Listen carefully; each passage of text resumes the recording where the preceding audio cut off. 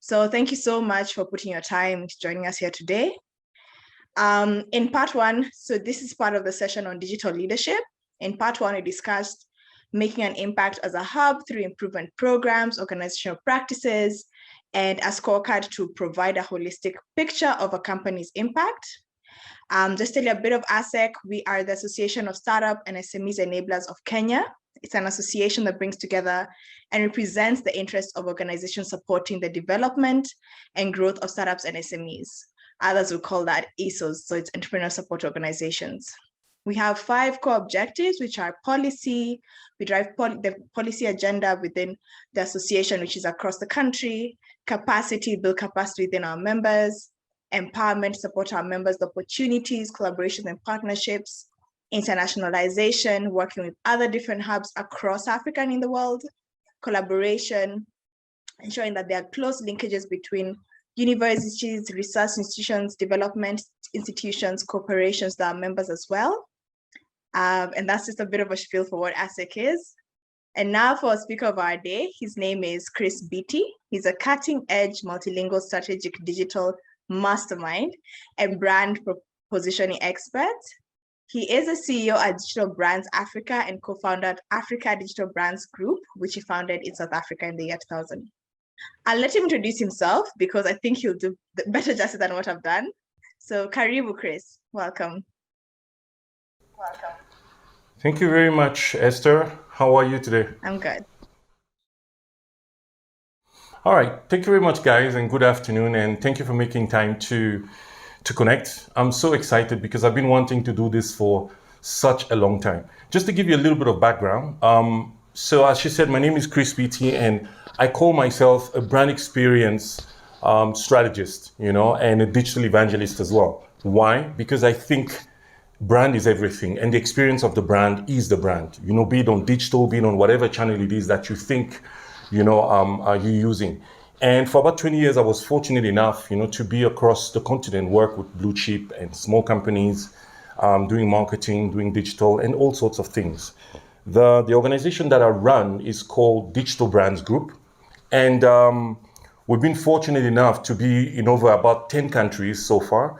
And today what we focus on is what we call digital literacy. So we would like to democratize digital literacy across Africa, and through many instruments, the Africa Digital Influencer Awards, called ADIA, and then Context, which is basically a content summit that is upcoming as well, and then through various training. So this gives you some sort of idea of who I am and what it is that is important to me. So just a little bit of introduction here. This session is really not about how to optimize your campaign, how to buy Facebook ads and stuff like that. It's really approached from a strategic point of view. So at the end of this session, you should really know, be it an individual, if you're an individual or a corporation, you should really be able to know what you need to do to put your strategy together.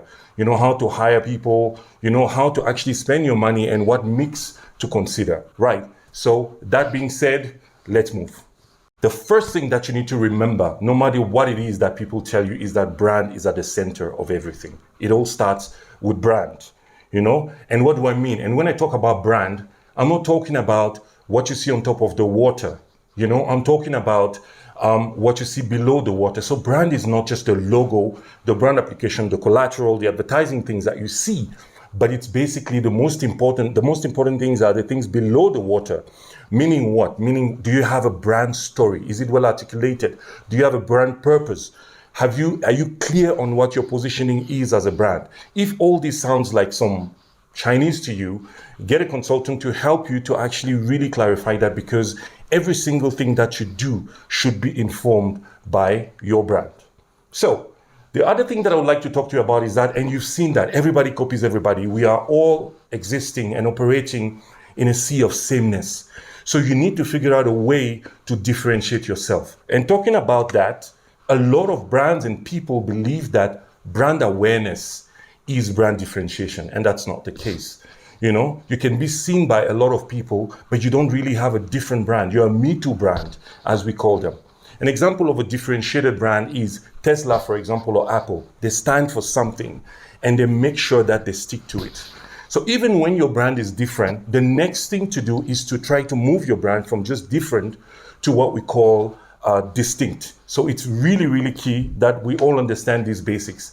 And everybody is going to talk to you about storytelling. You know, it's the buzzword now. People talk about content, they talk about storytelling. What's that all about? Storytelling is what it is that you do as a brand, you know, to tell your brand story. Remember we spoke about brand story? And what that means is, you know, you need to figure out clever ways to do that. And it's not only through pictures. A lot of people think when we talk about storytelling, we talk about you have to have a video, you have to have a picture. To give you an example, we work with Citizen, I remember, I think in 2010, and we've managed to help them tell a story on their TV station through music, right? So it doesn't have to be images. It could also be music. It could be different kind of things. It could be customer experience even. You could be able to show your customers what it is that you mean, you know, what experiencing your brands feels like. And we do all this because we would like to become what we call a smashable brand. And this is a very important term. If you look at the pictures that you have on the screen now, on the left-hand side, you have, I don't know if you can make out who these brands are. On the left-hand side, it's BMW. In the middle, it's a slight bottle of Coca-Cola. And then on the right-hand side, it's a commercial for Nike, but it's Venus Williams. So these brands are able to be recognized even without their logos. Those are smashable brands. And a smashable brand is essentially a brand that even if broken into pieces, you know, is still recognizable. So they are that strong. And if you manage to create such a brand, you have a lot of chances of succeeding basically online. So let's move forward and let's go to what it is that we're here for. Let's talk about digital. What do I think digital is? How about we talk about what digital is not? Digital is not a channel, you know, so people think digital is social media or it's just basically some place that where you send files, some marketing collateral, some marketing communication. Digital is not a channel. Digital is not even a service offering. Digital is a new way of thinking, and it's a way of doing. It's a way of using technology to better your processes or to actually change the way your company operates. That's what digital is, and people even think of digital thinking. To talk about marketing decisions have been made so much based on what people feel. People sit in a boardroom and they decide that, oh, you know what, this is the commercial we're going to go for. Today, you don't have to do that. Digital gives you the data and allows you to make what we call informed decisions. So digital is not a channel. It's a way of doing things. It's a way of thinking, right? So let's talk about the evolution of digital or the state of digital. About 20 years ago, I was in South Africa where I started the business. And what happened basically is on the top right corner, you know, we have, which is a microsite, which is a mini website that was created for Renault. The brief here was to sell a car to university students, but in an engaging way. So what we did is they could change their tires, they can change the color of the car, they could put their name on it. So I don't know if you see, so it was really highly interactive and highly experiential. Today, you know, you look at the web and campaigns are just basically videos or just some display ads, no interaction. I'm really happy. If you look at the bottom left corner, we have digital is moving to a new place, right? It's moving to an experiential place again. So I'm really happy because it means that we're going back to experience. If you look at the top left, digital is a lot more about technology today, you know, so people will confuse you with jargon, and that's what digital is today. But it's, I'm happy that it's moving to experience. So in the future is really bright. And there's something important that we need to talk about here.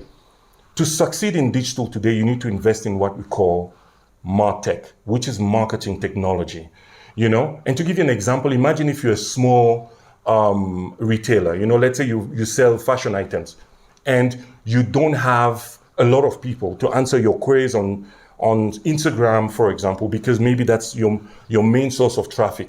With a little bit of software that doesn't cost you that much, you can effectively manage that whole pool, that audience that you have, and allow you to respond faster and so on. This is the world we live in today, and this is why marketing technology is important. If you have enough time at the end of the session, I'll introduce you to some tools that might be able to help you.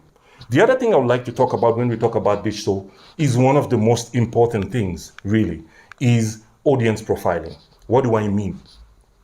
blanket advertising is dead.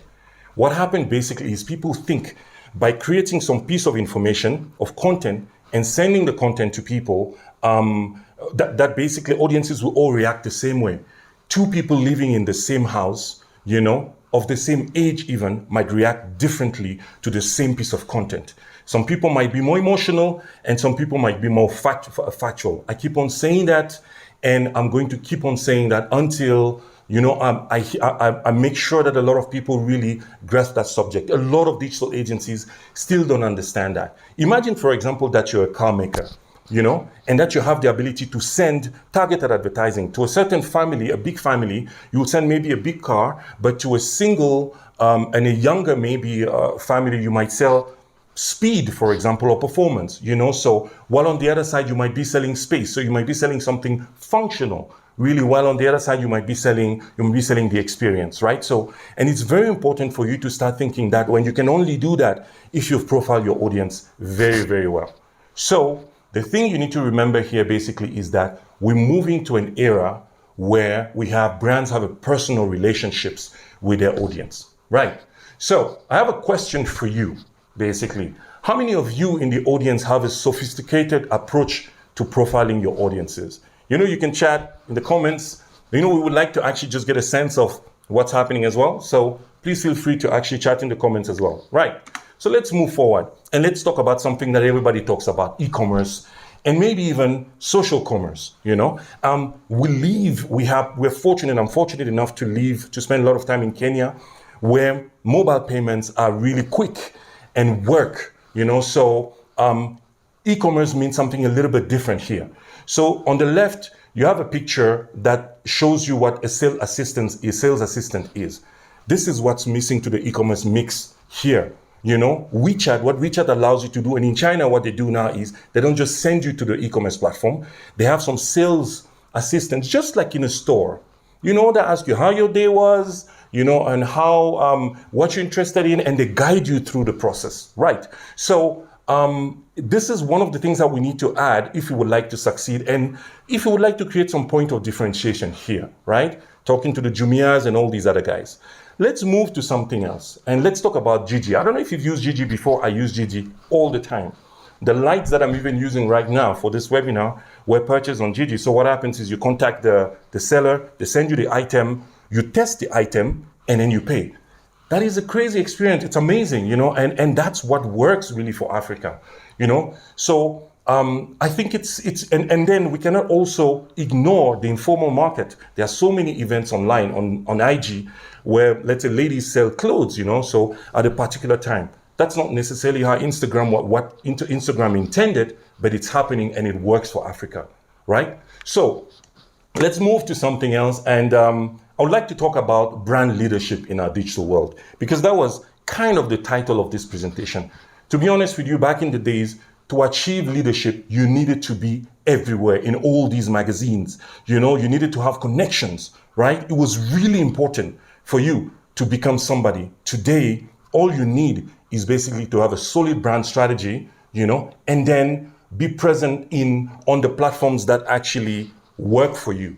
We're going to talk about it later. Later, we're going to talk about the simple fact that it's a little bit more than that. You don't just choose one or two platforms, but it's a lot easier today to actually build what we call some influence, because digital allows us that. So I'd like to talk about a case study, right? How do we put it all together?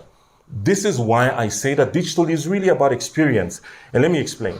So in 2014 or 2015, Airtel came to us and said that they wanted to beat Safaricom. We told them that it wasn't possible, simply because Safaricom is quick. Safaricom is more responsive. Safaricom takes more risks and so on. But we told them that there was one thing that Safaricom wasn't doing well. It was the customer experience online. It wasn't done well.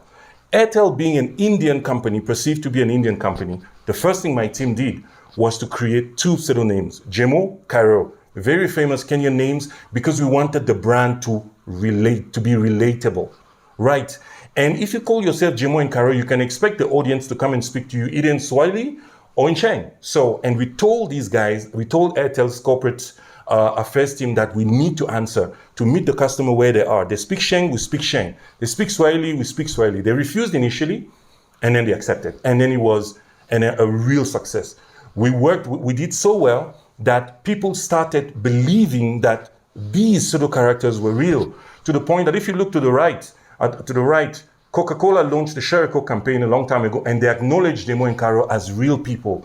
That's when we realized that, we've come up with something that really works. And people used to come even to talk to Caro, to try to take Caro on a date, or talk to Jemo about soccer, right? And the results were phenomenal. Airtel was number one for about 3 years in a row, as you can see here, beating the Safaricom's and the KCB. And then everybody else copied, everybody else. So KCB came on board, the DTB duo and everything. And we're very happy that it's a wave that has actually been a wave that actually just hit the whole of the country. And today, digital customer experience, digital customer care is a very important part of digital. So whether you're a small company or a big company, you need to invest in that. You need to have someone whose responsibility is to make sure that you make your customers happy. The other thing about this thing as well is that it allows you to get a lot of information about your customers that you can then use to better your product. The people that are in touch with the customers know the customer speak. They know what their pain points are. So it's really, really important for companies not to just answer queries and make some jokes online, but to take that information and turn that into product, into things, into actionable points that could be used for product innovation, right? That's the whole point of this. And this is digital. And this allows the brand positioning of the company to change, as it did somehow with Airtel. We lost the contract, they lost their team. I won't tell you where the team went, but anyway, now they're not necessarily number one anymore. So let's move to something else. I would like to find out what conclusion you are drawing from this. Again, in the comments, we would like you to write your sentiments, your thoughts, and so on. So what do you conclude from this particular case study? I would like to move to something else. Let's shift gears. Let's talk about something that everybody talks about with authority. However, there's so much to say about this, and there's so much that people do not see. Let's talk about content strategy, right? Let's move. Everybody tells you that content is king. You will hear it everywhere, right? And for us, we know that context is everything. And more importantly, even distribution. Distribution is power. You have to know where you first post your content really matters, no matter how good it is. If it's posted on CNN, it has more chances of traveling, than if you post it on your own channel that does not have a lot of influence. So think about distribution before creating the content. That's the rule. It's more about, think about your distribution before you create content. Remember that. Very important thing. And then the next question that we often have is, how often should we release content? How frequently should we release content? You have people that tell you talk to a client, they tell you, we want you to post 3 times a week, and we want a newsletter every 2 weeks. Then you ask them why. Why should it be 3 times a week? And they don't really have an answer. It's because people are guessing. People are just guessing. So the rule is this. When you're still building your audience, you need to have a lot of consistency and a lot of frequency as well. Very important. And when you're an established player, you don't really have to necessarily do that, but quality becomes the most important factor. Let me explain. At the bottom, you have Business Daily, and then you have Le Monde. Le Monde is a French newspaper as well. And what Le Monde did basically is, they did some research and realized that if they focused on creating quality content instead of too much content, they got a lot more engagement. So they had a lot more, 25% increase in terms of uptake, because they had just focused and created more. So remember, if you already have a lot of influence, quality matters. But if you're still on your way and you're still building, frequency and consistency are really important. The other thing I would like to talk about is really key when it comes to content, is basically the fact that you need to have an addressable audience. I'm not talking about likes. You cannot address likes, for example, but you can address an email. If you get a text, a phone number from a customer, you can send them a text. You can send them many different things. So addressable audience is what counts when it comes to content, because you need to have an audience that you can address on your own terms. Remember this, not likes, but subscriptions, maybe, emails, and so on. I would like to talk to you about something a little bit different, when it comes to strategy and when it comes to content strategy. I'm sure you're all familiar with Johnson & Johnson. So Johnson & Johnson decided that they were going to change their approach to digital, especially when it comes to content. So they decided that instead of necessarily only hiring influencers and trying to push things, what they were going to do is they was going to scout the internet, look at the platforms that are performing very well and acquire them.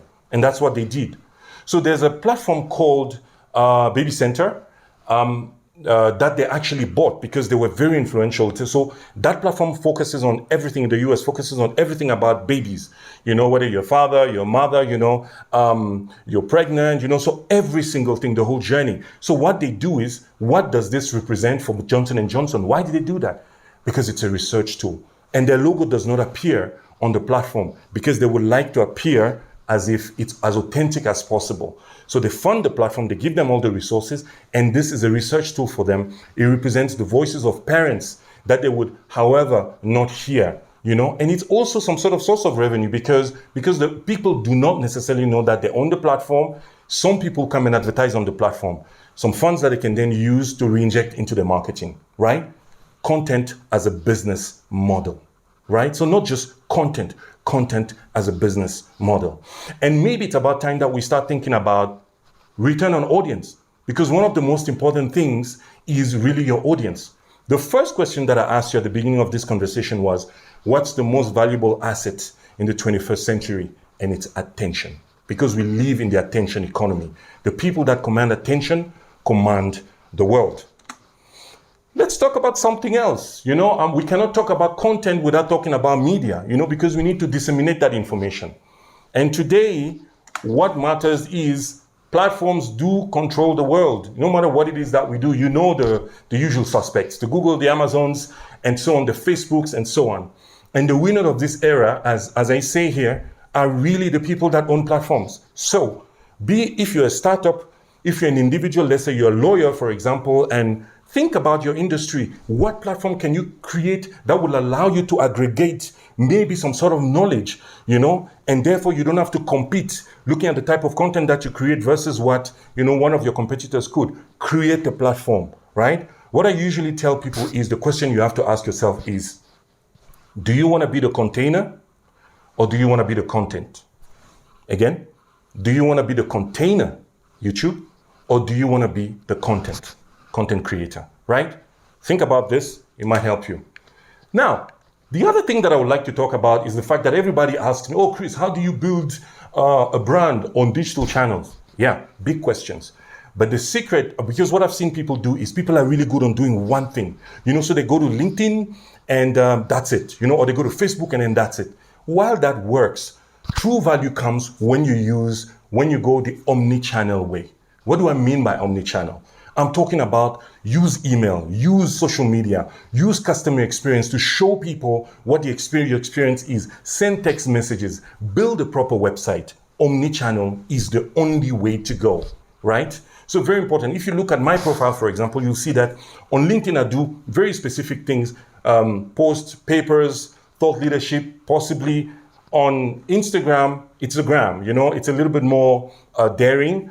And on Facebook, I maybe post about my music because I happen to be a composer, so because it's a little bit more intimate, because my friends are there. You need to build a 360 view of your brand if you're an individual and you're trying to build your brand. This session is short. However, we will have subsequent sessions where we go in detail into specific things and then we unpack them. Let's talk about influencing. We cannot talk about digital today and not talk about influencing. However, basic influencing as we know it is dead, right? The algorithm for Instagram or Twitter, the Instagram and TikTok, are really pushing people to create videos, and the content creators that were only relevant because they were taking selfies in a restaurant, I'm really sorry to tell them, but that time is dead. That time is gone. You need to become a proper content creator. And guys, it's not that simple. You need talent. So either you'll have to hire a team or you'll have to figure out a way to actually up this. So the next thing I want to talk about is nano influencers. Nano influencers are really, really believable. Really believable because think about it this way. Let's say, for example, you have 5 friends and I have 20, and I have 100 friends. Of course, you'll have a more intimate relationship with your friends. And this is why nano influencers are more believable, because they have a direct influence over their followers. And brands have started embracing that. So gone are the days when you just hire someone because they have big numbers. What about the engagement? People even talk about engagement. That's not even all. It's a lot more complicated than that. You need to actually go and look at the audience profiling and audience interest. This is what matters. Let me give you an example. We've run, I would not say what name. We have a platform where we actually, through which we pass influencers, and then we realize that some of the big lady celebrities that we have out there are followed by, let's say, 50% men and then 50% women. You see? So what? And sometimes even more by men. And brands assume that because they're ladies, they should sell lady products. And it's not necessarily the case. You could use a lady to sell a male product. Look at their audience interest. That's how you choose an influencer, right? It's a lot more complicated than that, but that gives you some sort of idea. Start thinking about nano influencers. The other thing I want to talk about is the gentleman that you see on the bottom left here. I'm sure you know him, Michael Jordan. So do not let just any influencer write your brand story. It is not safe. People really think about sales. What about long-term value? I've run a lot of forums about influencers, and one of the questions that kept on coming back is, what about the use of influencers and long-term brand value? And the only way I can make sense of that is you need to really be careful about who you choose. It's a brand decision. It's not your digital agency that decides, oh no, we're going to use this guy. No. You need to really look at your brand and see your personality and see the long term, when you're working with influencers. So let me give an example. So Michael Jordan is basically the influencer that is behind the Air Jordan brand. It's also his brand. And what happened is last year during COVID, Netflix aired a series called The Last Dance. And when that aired, sales just went up the roof when it came to Air Jordan. And they were sold out. Why? Because people had the opportunity to reconnect with the brand story of Nike, because Jordan is just really great at what he does. And I think it reminded people why it is that they actually believed in that brand. He doesn't sit on Instagram and takes selfies and stuff like he doesn't do that, right? So really think about this. Don't just let any influencer write your brand story. And then the last thing I'd like to talk about when it comes to influencing is build the appropriate infrastructure to support your influencer investment. Build a website or whatever, a landing page or so on. So that when people actually go to your website, it's actually, the sale can happen, because influencers do not necessarily sell, they influence. But sometimes to close the sale, you need something more. Let's move. When we publish this video, we published this thing on the Africa Digital Leadership page. We had 400 views. When we use some of our friends and influencers and whatever to push, the video as well. We wanted to actually just really do a test. Yesterday, we had 29,000 views, very same piece of content. Very same piece of content. For the people that say that influencing doesn't work, well, good for you. But what happens really is, it's the same piece of content, but where you post the content matters. So distribution again. And then the last thing I'd like to talk about in this section is the fact that pure play is dead. Even companies like Amazon have understood that. I spoke to you about omnichannel. Even Amazon has understood that they cannot just be an online experience. People wanted to also have the opportunity to physically touch products and so on. So they've started buying shopping centers and opening stores. Jumia also have some pickup centers. So the world is changing. So omnichannel is the way to go. And to end, I would actually allow me to share with you a case study. And this case study is really about some guy during the pandemic last year. So this guy was going to work, and he was going to work. And what he did basically is, I don't know if there's sound. Let me just make sure that there's also sound. Yes. So technically speaking, this guy went to whether there's sound or not, I don't think it's going to make a real difference. So this guy was going to work, and then his truck stopped, and it really stopped working. I think it was broken. I'm not really sure. I think it got even into an accident. So the truck just doesn't work anymore, didn't work anymore. So what this brand did basically is, because people were really happy about him, about his approach, he didn't let this take him down. So what he decided to do is to get on a skateboard get Ocean Spray, that's the name of the brand, drink it while he's actually just skating. And people saw it and people were really happy, because of his approach. And the brand really saw that. Everybody picked that up. And what the brand did basically is, unlike what a lot of people do is jumping on it necessarily, the brand went to see him and asked him what his problem was. He said that he needed to actually figure out a way to fix his truck. They bought him a whole new truck.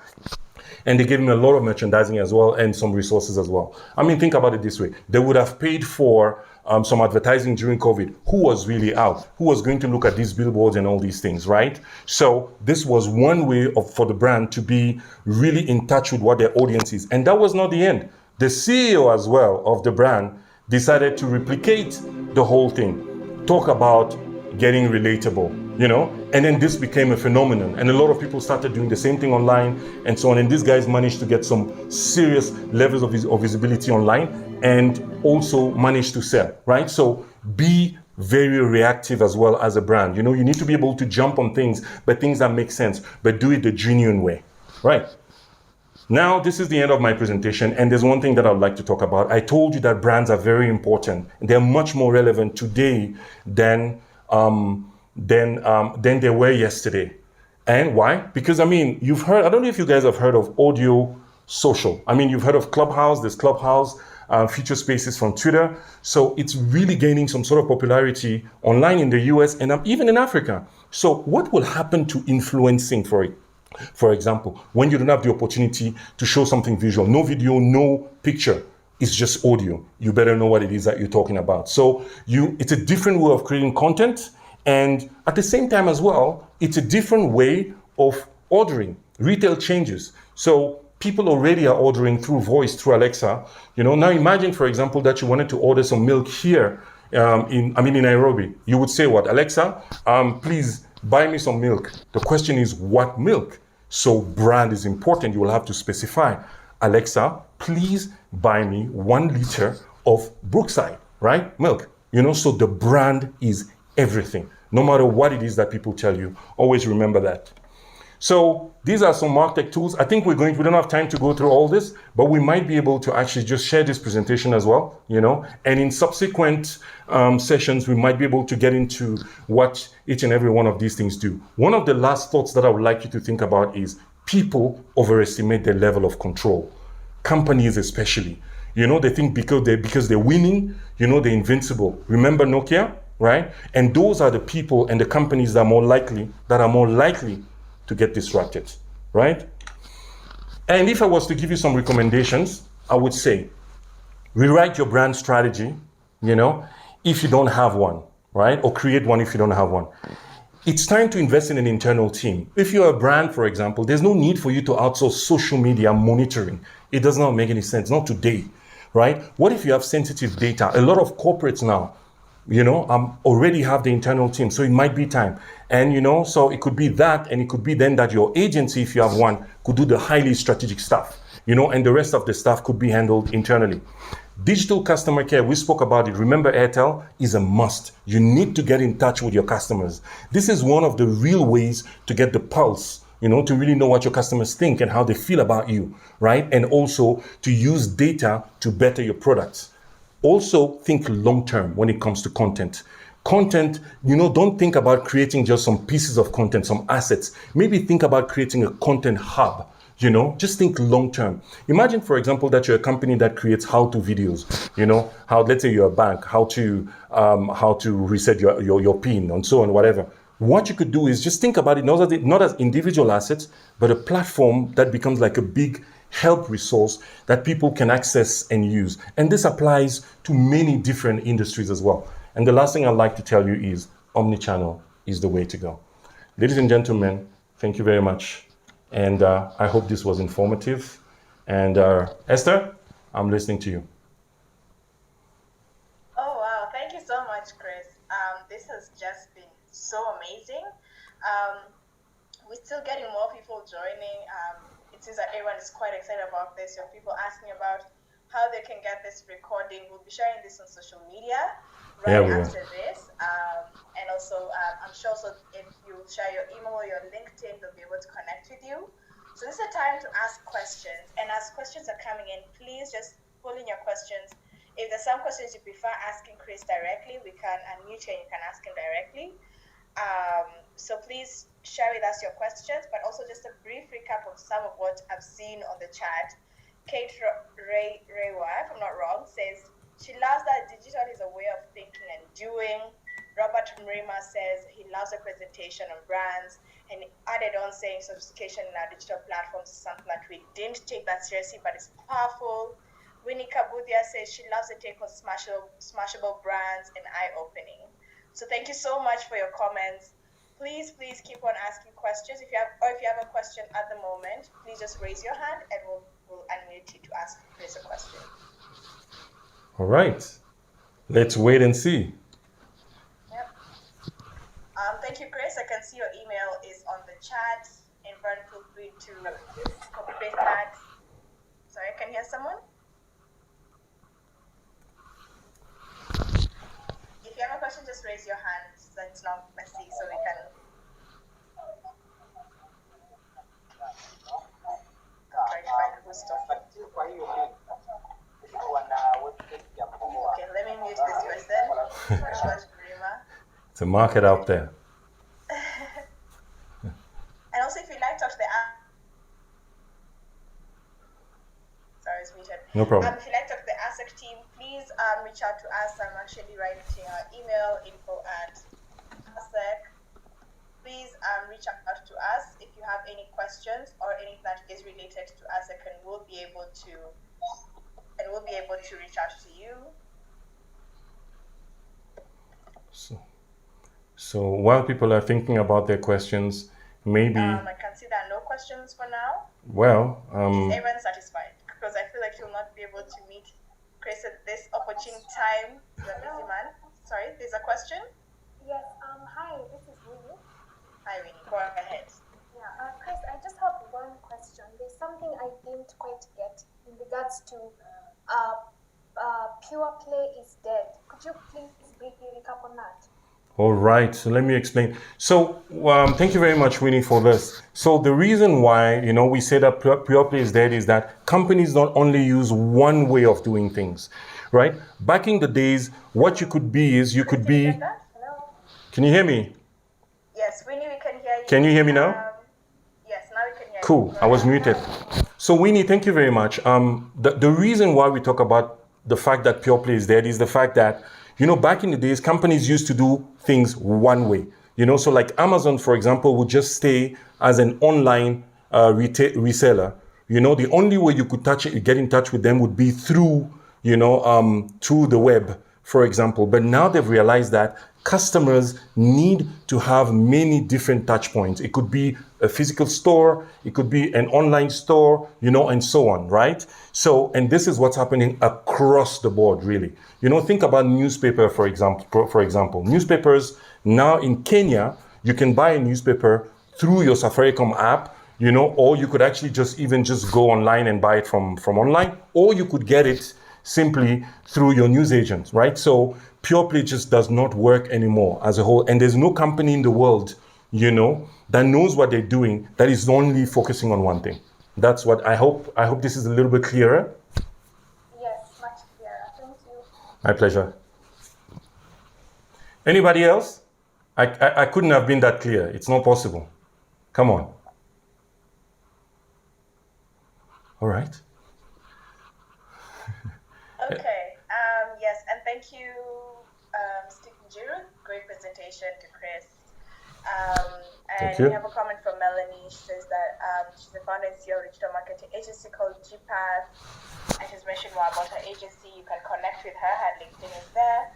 As well, if you want other people to connect with you, please drop your LinkedIn as well so that we can all connect with you, or everyone else can connect with you as well. Just a brief, something we want to mention from ASSEK. So we'll also be having a mentorship session on talent management coming in August. So please look out for it on an upcoming newsletter and our social media channels. Thanks again for joining us here today. I will give the last 2 minutes for any last questions, if any. I have a question. Please, thank you. Go ahead, Doreen. We had an event in the company, and then at some point, the marketing team was afraid to post the pictures and tag the people who attended because of they felt that there is a chance that we might be compromising the privacy. So how do you run that? Because I was wondering, they came to the event, then it should be okay to actually tag them on social media, because that then will give us leverage. What do you feel of that, Christian? Wow. What a loaded question. Thank you very much. You see, the thing is, it all depends on what the agreement is. And first of all, let me ask you, so the event was a physical event? It was an online event? It was a physical event. It was a physical event. You know, that makes it really tricky. You know, it makes it really tricky. The common practice basically is that when you go to an event and you know that the company is very public, you know, about things, usually, you know, you don't mind them sharing your pictures, you know. So I think the only way to be really sure and to be safe is that you need to tell people in advance that content will be shared on social media. But legally, to be honest with you, I don't think, you know, if they start fighting you, you know, there's no agreement, you know, you never told them you were going to share the information. So it's a little bit tricky, right? So I'd rather not, you know, if I was you, you know, I'd rather not. We would actually just really share with the people that we've spoken to and from whom we have consent. You know, we live in a very difficult time right now. Privacy is everything today, right? So, and it's starting to also happen here. So that's what I have to say about that. Thank you, Chris. I hope Doreen has been able to answer your question. I hope so. There's another question as well, and also Victor Bitti said, good question, Doreen. We'll also be sharing our poll in 5 minutes so that you can be able to give us feedback on generally how the session went, and also if there are any other sessions you'd like similar to this or different. And there's a question from Cindy Livimbi. So Chris, are there any hard and fast rules about how much to dedicate digital marketing? I'm sorry, come again? Are there any hard and fast rules about how much to dedicate to digital marketing? I think it's terms of budgets. It could be budgets, could be time, but since how much, that sounds like more quantifiable in terms of budgets and money. If I'm not wrong, Cindy, is that your question? Yeah. Is that the question? Cindy, is this focusing about budgets, about how much you put towards digital marketing? All right. Yes, she says budget and time. Yes. All right, good. So let me put it this way. You know, I'm not going to answer the question directly, but let me put it this way. You know, so traditionally, you know, you will buy a billboard, you will do certain things, and then people claim that they have some cameras set up on billboards. You know, they can tell you, looking at the amount of traffic, you know, to tell you how many people, for example, would have seen, you know, your your ad. But the only thing that could even do, even if that were true, the only thing that can do is visibility. There's no context. There's no real story. It's a second, unless if it's maybe even a video on one of those animated billboards. But here's the thing. This is why one of the main reasons, and I think I've said it before, this is one of the main reasons why digital is so compelling.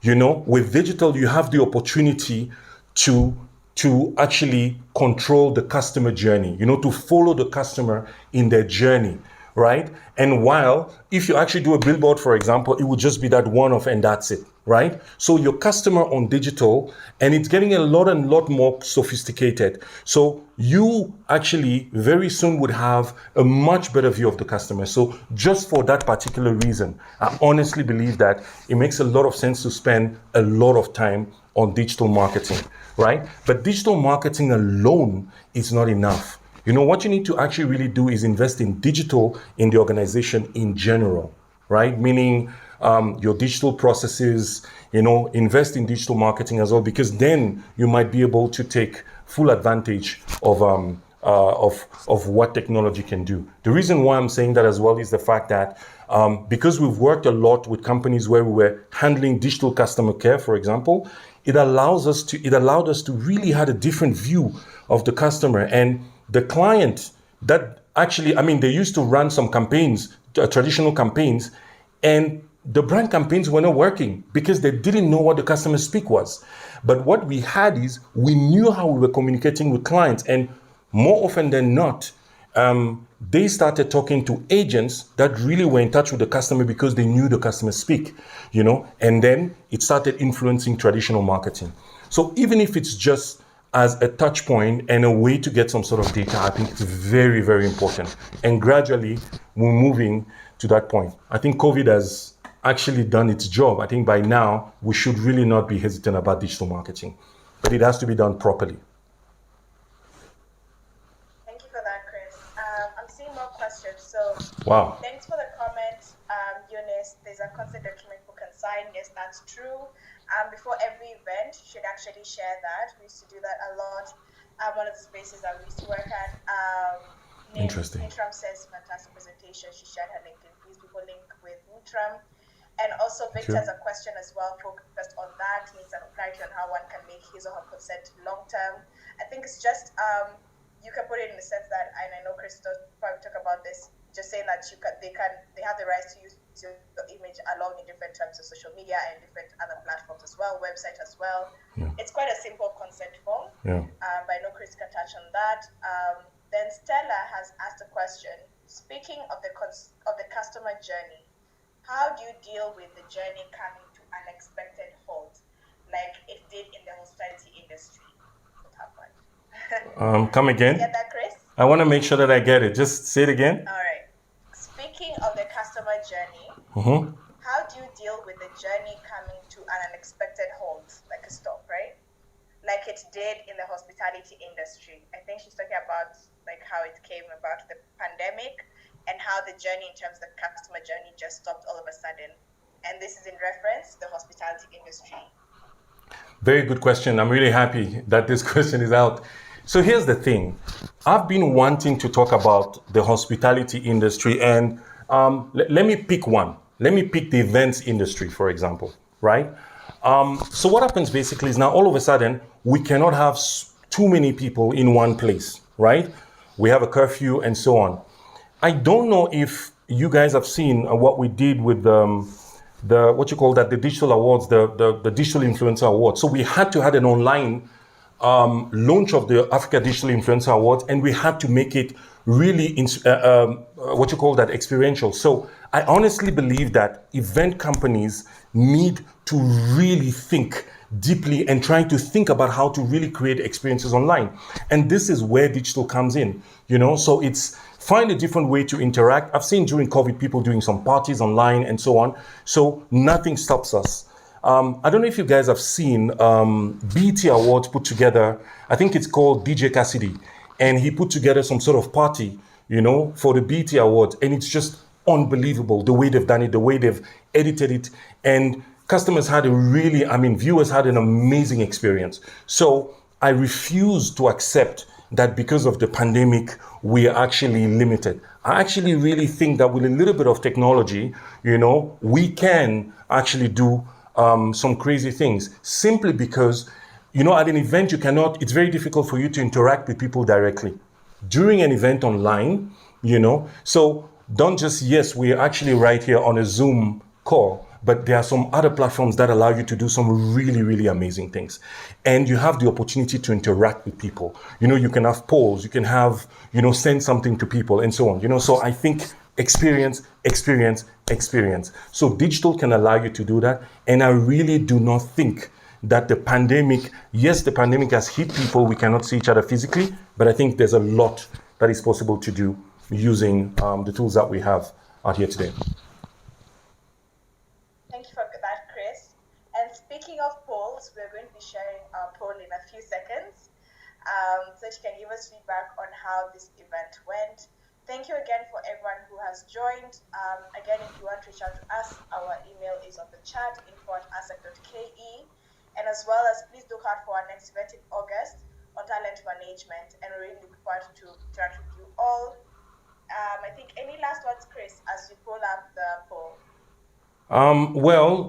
Nothing else than to say that if someone has a particular need, there's a particular challenge that they have, right? Please, be it a customer, a brand, or an individual, send me an email. I'm definitely going to answer, right? And there's no one size fits all, so there's There are different ways to do things, and I'll be listening. And I really hope that you manage to get something out of this. And we'll re-edit this presentation and share it, and hopefully it will help you as well. Future trainings. Thanks for that, Chris. There's a question again on what's your website, what's your LinkedIn. Chris, could you kindly just add that on the chat? Someone else has asked for your email. It's way up there. Let me try and get it. So here's the website. Here's our website. Here's my email address again. And there's a very interesting question. I think we should close on this as the poll is being put up. This is from Doreen. What is the basic rule for introducing your product on TikTok? Well, I think we need to call Aziad for that. How am I going to answer? Just 1 second. I'm actually just basically, I'm going to answer. So there was LinkedIn as well.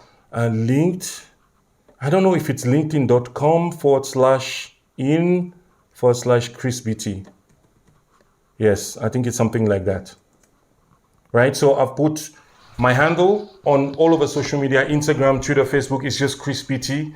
chris.bitti@digitalbrands.africa is our web address, and linkedin.com/in/Chris Bitti for LinkedIn, right? There's quite a few things that are posted on LinkedIn. To go back to Doreen, thank you very much for this question.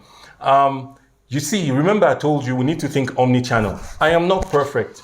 On my TikTok, I think I only have one video, and I need to figure out a way to actually just really compile, create more information. But the main thing about TikTok, if I would say something, if I would give you some piece of advice, is TikTok is really different from most of the platforms because TikTok allows you to be a lot more authentic. So if you were to introduce a product, I would go maybe and talk about the behind the scenes instead of necessarily showing a polished only version of what basically our your product is. So authenticity. And as I said, there are some people that are experts in this, content creators, the Aziad and so on, so we need to really ask them, and I hope that this answers your question. I definitely think it does. And also because TikTok is so new to the market, I think we'll just continue exploring it and seeing what more can be done in terms of putting brands and products on TikTok. So thank you again, Chris. We can't be more grateful for you joining us this session, and hopefully also in the future in more interesting sessions with ASSEK. From ASSEK, we are very grateful that everyone has joined. Please continue filling in the poll, and so we can get your feedback. And thanks again. Thank you again, and have a good the rest of the day. Thank you.